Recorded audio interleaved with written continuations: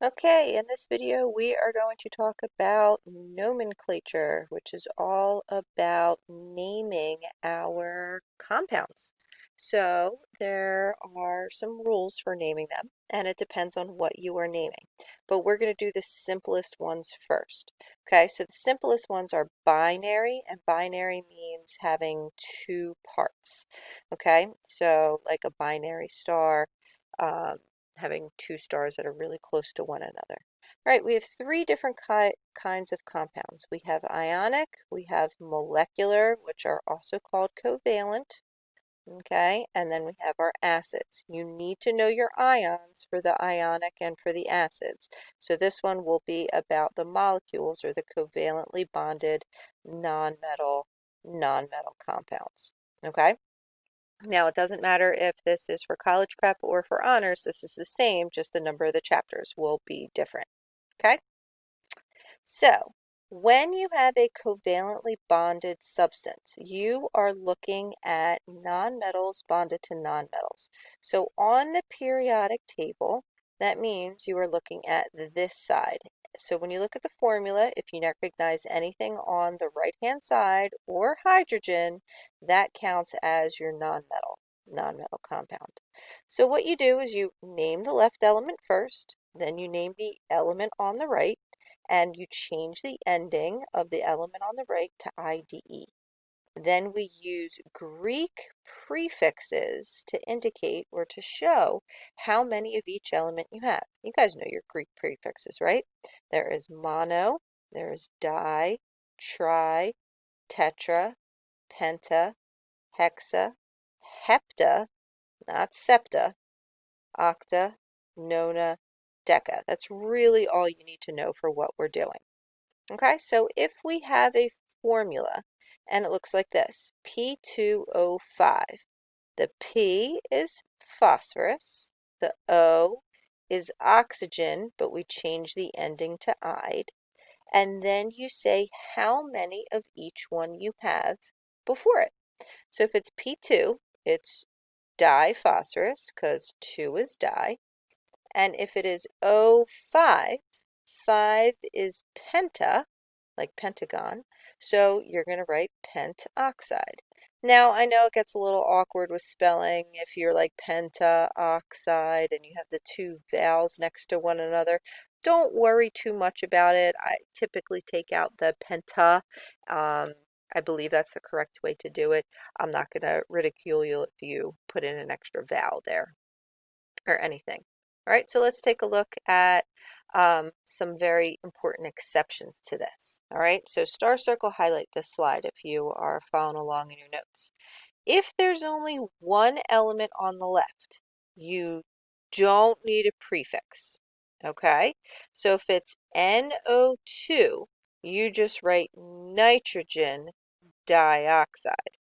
But if there is only one element on the right, it gets a prefix no matter what. So if you have capital N, capital O, that is nitrogen monoxide. All right, and believe it or not, you have been using this rule all along, and you probably don't even realize it. You guys know what this is, right? CO2, that is carbon dioxide. That's what we exhale, right? What is capital C, capital O? It's in the exhaust of all combustion engines. That's carbon monoxide. It's not monocarbon monoxide, right? So, yeah, you've been secretly learning chemistry your whole lives. Look at that. All right, so let's try some of these. Okay, so we have CS2. Okay, so C is going to be carbon. S is sulfur, so we change the ending to sulfide. And then I have two of my sulfurs, so this is carbon disulfide. And we're good to go. PBr3 is phos for us. And then I have Br, which is bromine, so I change it to bromide. And then I have three of them. Phosphorus, tribromide. N2O is nitrogen and oxygen, so this is nitrogen. And then I have oxygen, so that is oxide. I have two nitrogens, so that is dinitrogen, and I technically have one oxygen, so that's mono. So it's monoxide, dinitrogen monoxide. All right, P2O5 is phosphorus,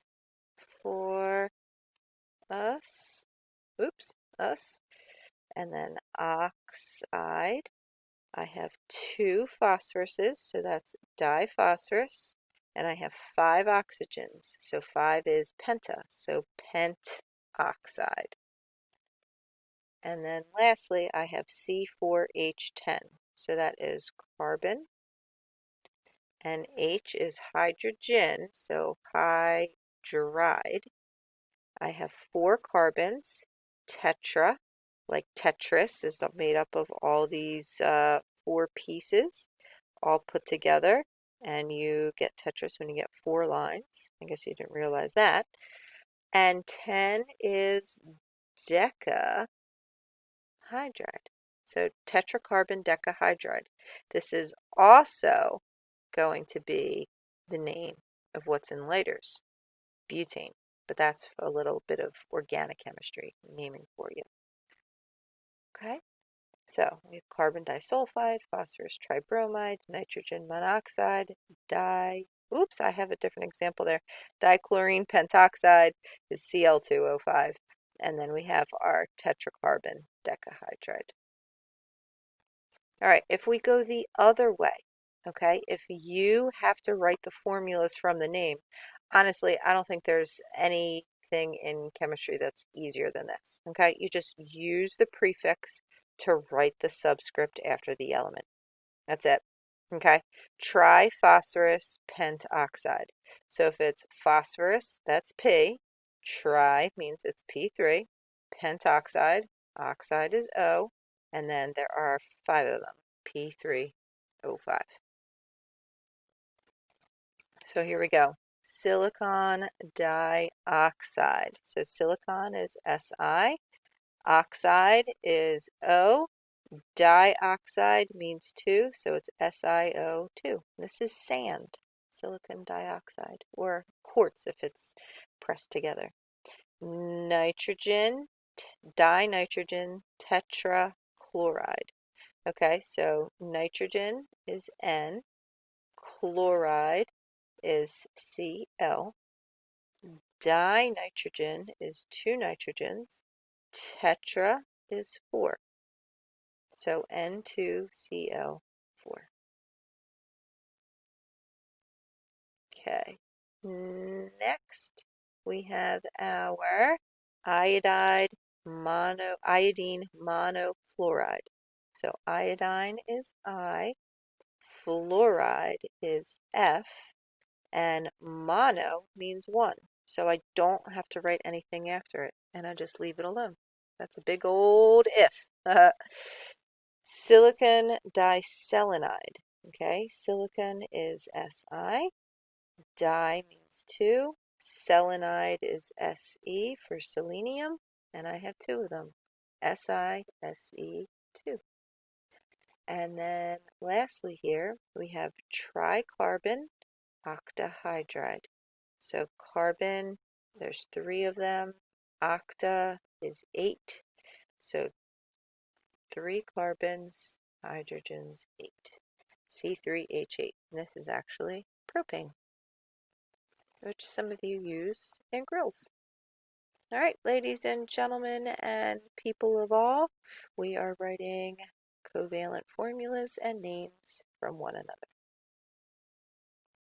Here are our answers: SiO2, N2Cl4, IF, SiSe, C3H8.